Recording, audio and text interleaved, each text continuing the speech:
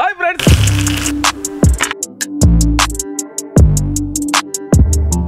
இன்னைக்கு நம்ம சிக்கன்ல ஒரு சூப்பரான குழி பணியாரம் எப்படி செய்ய இந்த வீடியோல பார்க்க போறோம். ரீசன்ட்டா நம்ம ஃபாலோவர்ஸ் சொல்லி தான் ட்ரை பண்ணோம். சிக்கன் பணியாரம் அட்டகாசமா இருக்கு.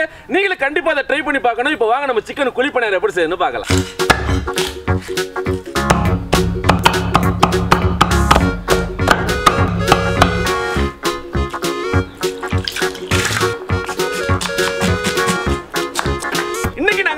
சிக்கன் 10 கரண்டி மாவுல தான் இந்த ரெசிபியை செய்ய போறோம். இதுல 40 பணியாரம் சுடலாம். இதுல நீங்க பாதி போதும் நினைச்சீங்கன்னா 1/4 கிலோ சிக்கன் 5 கரண்டி மாவுல இதை நீங்க செஞ்சுக்கங்க. ரொம்ப சிம்பிளா தான் இருக்கும். இப்போ வாங்க நம்ம சிக்கன் மசாலாவை ப்ரிப்பேர் பண்ணிக்கலாம். ஒரு பாத்திரத்தை வச்சுக்கலாம். அலையாத்தி மரச்சக்கலாட்டின சுத்தமான கடலெண்ணெய் 50 ml. இந்த எண்ணெயை நீங்களும் வாங்க ஆசைப்பட்டீங்கன்னா கீழே தெரியுற வாட்ஸ்அப் நம்பரை கான்டாக்ட் பண்ணுங்க. எண்ணெய் சூடாயிருச்சு. இப்ப வெட்டி வச்ச பெரிய வெங்காயம் 100 கிராம், வெங்காயத்தை லைட்டா வதக்கி இப்ப தக்காளி 50 கிராம், மல்லித்தலை புதினா சிறிதளவு சேர்த்துக்கலாம். நல்லா வதக்கிக்கலாம். இப்ப கொத்தி வச்ச 1/2 கிலோ போன்லெஸ் சிக்கன் இதுல சேர்த்துக்கலாம்.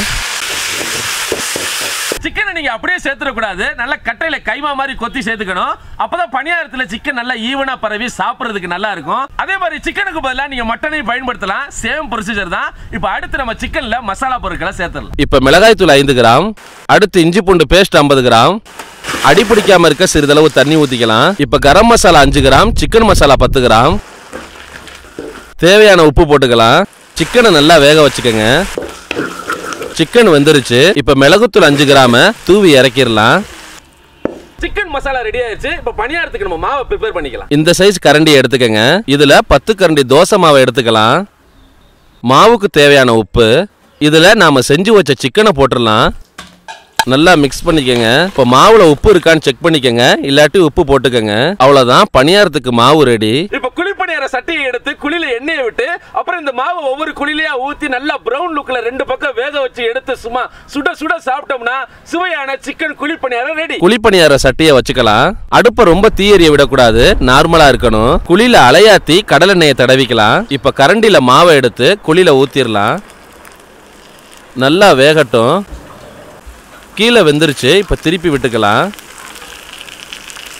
2 பக்கம் நல்லா சூப்பரா வெந்துருச்சு. அவ்வளவுதான், சுவையான சிக்கன் குழி பணியாரம் ரெடி.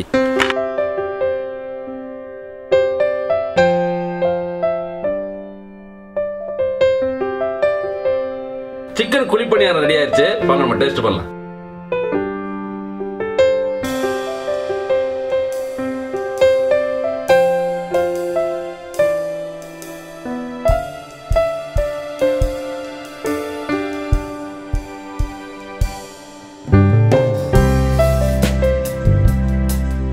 குழி பணியாரம் செம்மையாவும் சூப்பராக இருந்துச்சு. நீங்களும் நிறைய பணியாரங்கள் சாப்பிட்டுருப்பீங்க. ஆனால் இந்த மாதிரி ஒரு தடவை சிக்கன் குழி பணியாரம் செஞ்சு பாருங்க, ரொம்பவே சூப்பராக இருக்கும். இந்த வீடியோ பிடிச்சதா லைக் பண்ணுங்க, ஷேர் பண்ணுங்க, மறக்காம பேஜை ஃபாலோ பண்ணுங்க. இன்னும் அடுத்த நல்ல வீடியோட சந்திப்போம். பாய்.